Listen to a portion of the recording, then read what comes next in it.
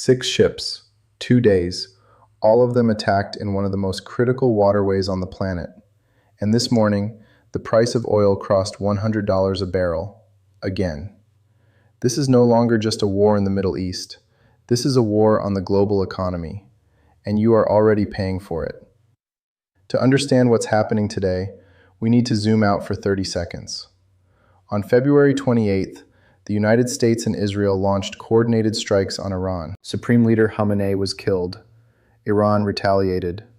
The war has been escalating ever since. But something shifted in the last 48 hours. Iran has opened a second front. Not on land, not in the air, on the water.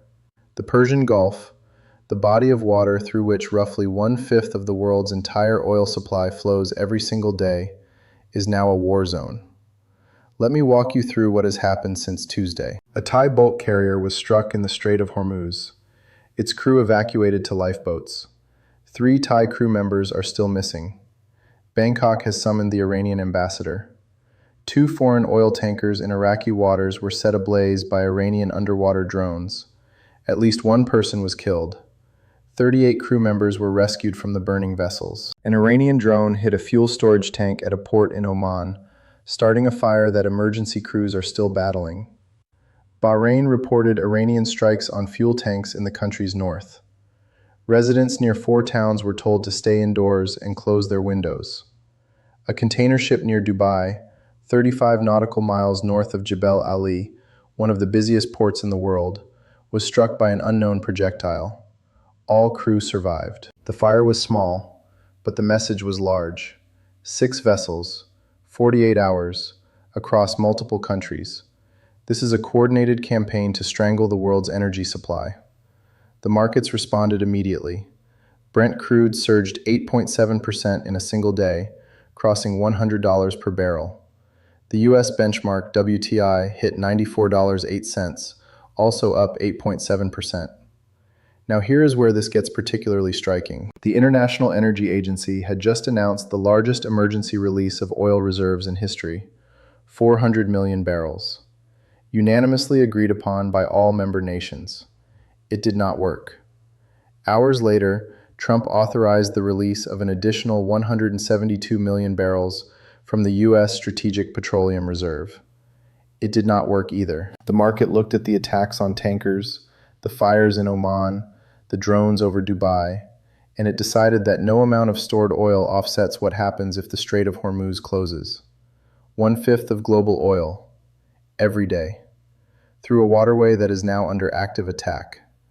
The Strait of Hormuz is the single most important choke point in global energy.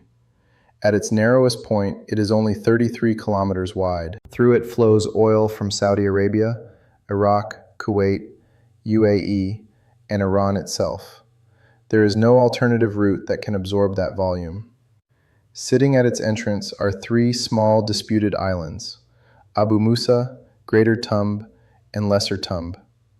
Iran controls them. The UAE claims them. These islands are now back in the spotlight. Whoever controls them controls the ability to mine, block, or monitor every ship passing through that strait. Iran has already demonstrated it is willing to use that geography as a weapon. The question the Pentagon is now asking is not whether Iran will try to close the strait. The question is whether the U.S. military can keep it open fast enough.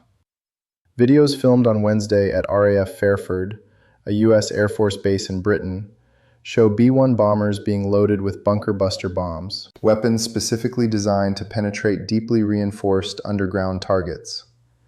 Iran stores its ballistic missiles and drones in underground facilities. Standard cruise missiles cannot reliably reach them.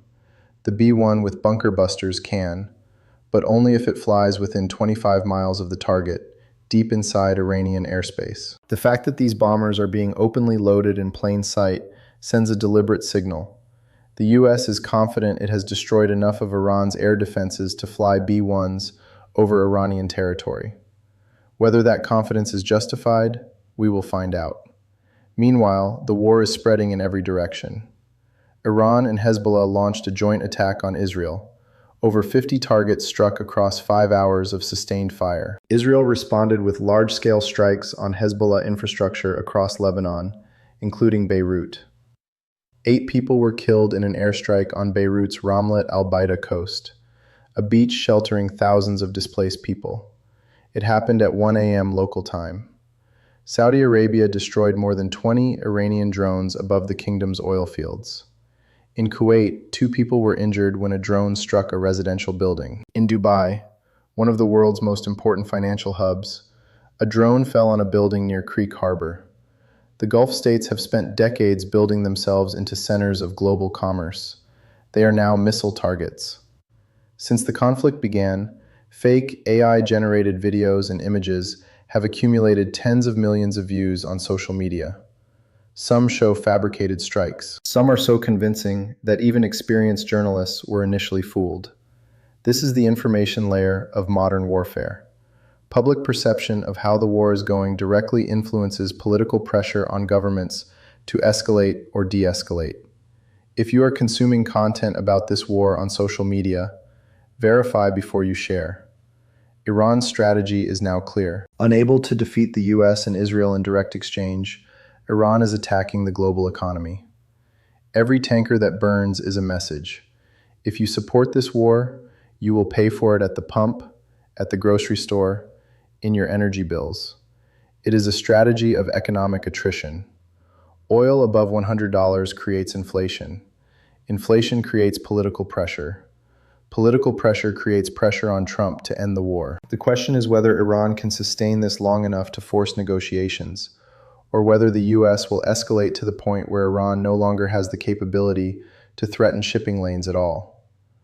The B-1 bombers being loaded in Britain suggest the answer the Pentagon is currently leaning toward. Here is where we stand on March 12, 2026. 6 ships attacked in 2 days. Oil above $100. The IEA's largest ever emergency reserve release, and it wasn't enough. B-1 bombers with bunker busters prepared in Britain, Hezbollah and Iran striking Israel together, Beirut under fire again, drones over Dubai and Kuwait. This war began as a targeted military operation. It is becoming something far larger, far more expensive, and far more dangerous for the entire global order. I'm Till. This has been Till. If you found this breakdown useful, subscribe and leave a comment. Do you think Iran's strategy of attacking energy supplies will force negotiations, or will it accelerate US escalation? Tell me below. I'll see you in the next one.